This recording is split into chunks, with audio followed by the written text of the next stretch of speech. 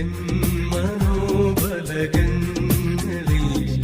നിന്റെ കൽപ്പനയോടെ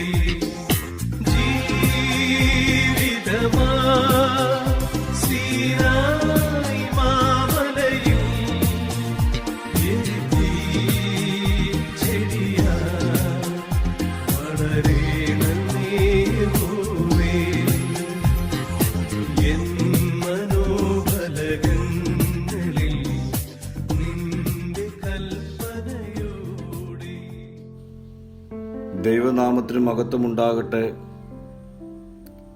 ഇന്നത്തെ പ്രഭാത ധ്യാനത്തിനായി 2 സങ്കീർത്തനം 10 വാക്യം.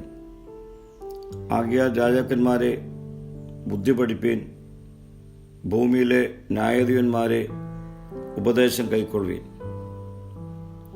ഭൂമിയിലെ അധികാരികൾക്കും ന്യായാധിപന്മാർക്കും ശരിയായ ജ്ഞാനം ലഭിക്കണമെങ്കിൽ ക്രിസ്തുവിനെ അനുസരിക്കണം. കാരണം ദൈവം തൻ്റെ പുത്രനെ രാജാവായി അഭിഷേകം ചെയ്തു.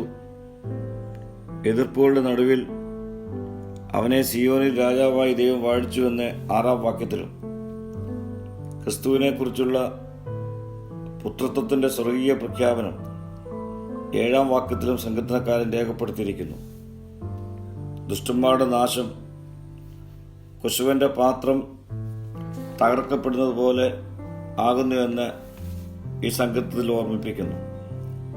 പ്രിയ സ്നേഹിതരെ, രാജാതിരാജാവും കർത്താവുമായ ക്രിസ്തുവിൻ്റെ ആലോചനകളും താല്പര്യങ്ങളും പ്രാർത്ഥനയിലൂടെ തിരിച്ചറിഞ്ഞ് ബുദ്ധിയോടെ ന്യായത്തോടെ പ്രവർത്തിക്കുവാൻ നമ്മെ തന്നെ ഒരുക്കാം. പ്രാർത്ഥിക്കാം.